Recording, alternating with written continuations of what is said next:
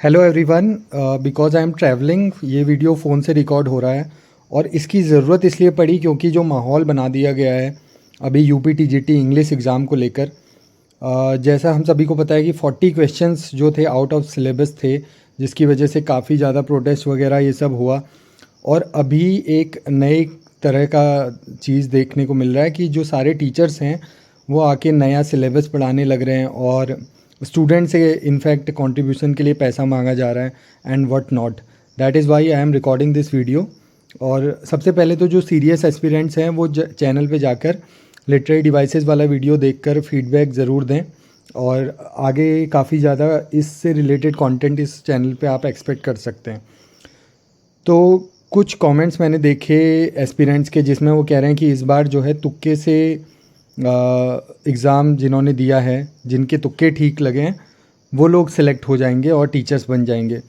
Basically I want to deny this point, क्योंकि exams कभी भी तुक्के से नहीं निकल सकते। देखो, that is the harsh reality.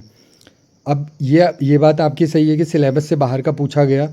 जो बंदा हायर एग्ज़ाम्स की तैयारी कर रहा था, हायर लेवल के एग्ज़ाम्स की, तो उसको उन क्वेश्चंस में फेमिलियरिटी थी तो वो लोग निकल गए। Now obviously that is unfair. मैं ये नहीं कह रहा हूँ, ये बिल्कुल अनफेयर है और फ्रस्ट्रेशन आपकी बिल्कुल ठीक है। लेकिन जो एक नया माहौल क्रिएट कर दिया गया है कि क्या यूट्यूब के सारे टीचर्स क्या एक्स्ट्रा पढ़ाने वाले हैं, that is totally not done. क्योंकि एक तो अभी ऑफिशियल सिलेबस का जो नोटिफिकेशन है वो नहीं आया है। I would say wait for that. अगर उसमें कुछ एडिशंस होते हैं तो उस हिसाब से आप अपनी तैयारी को चेंज कर सकते हैं। लेकिन फ़िलहाल के लिए मैं कहूँगा कि इस वाले एग्ज़ाम से जो चीज़ हम ले सकते हैं वो यही है कि आपको अगर ग्रामर टफ़ लगी है तो ग्रामर पे आपको बहुत मेहनत करने की ज़रूरत है, क्योंकि ग्रामर को कभी भी आउट ऑफ सिलेबस नहीं कहा जा सकता। दूसरा पॉइंट ये है कि जो आपने लिटरेचर में जो बेसिक चीज़ें हैं, जैसे कि history of English literature, criticism, basic literary terms, literary movements, ये सिलेबस का पार्ट हमेशा रहेगा।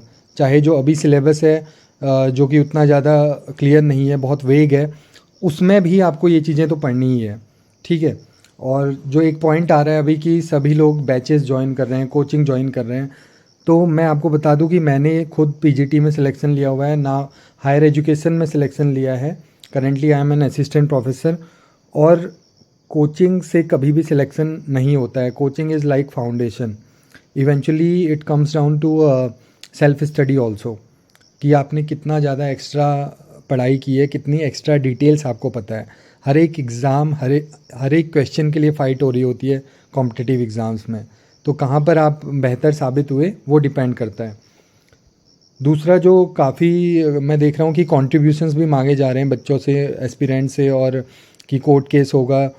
Look, my take on that is, जो नई वैकेंसी है उसमें काफ़ी ज़्यादा पोस्ट आने वाली हैं। अभी जो वैकेंसी है उसको लेकर अगर नई वैकेंसी भी रुक गई या फिर कोर्ट केस हो गया और आने वाली भर्ती भी लटकी रह गई, तो उससे स्टूडेंट्स का ही नुकसान होगा। इलेक्शंस का टाइम चल रहा है, इस टाइम पर काफ़ी तेज़ प्रोसेस रहता है।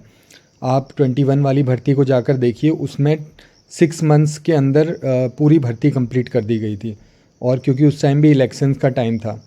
तो मैं यही कहूँगा कि इन सब चीज़ों में ऑब्वियसली अब कोर्ट केस हो गया तो फिर उसमें आगे देखा जाएगा, लेकिन आपको तैयारी नहीं छोड़नी है, क्योंकि जैसे 4 साल तक ये लटका हुआ था ये वाली भर्ती, ऐसा इस नेक्स्ट वैकेंसी में नहीं होगा। तो you will get a very limited amount of time, उसी में आपको सब कुछ करना है, तो you can't afford to waste time, right.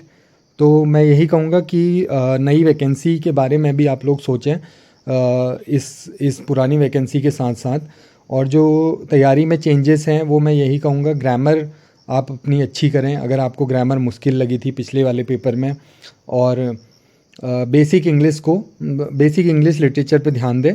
और जब नया सिलेबस आएगा तो उसके अकॉर्डिंग पढ़ाई आप चेंज कर सकते हैं।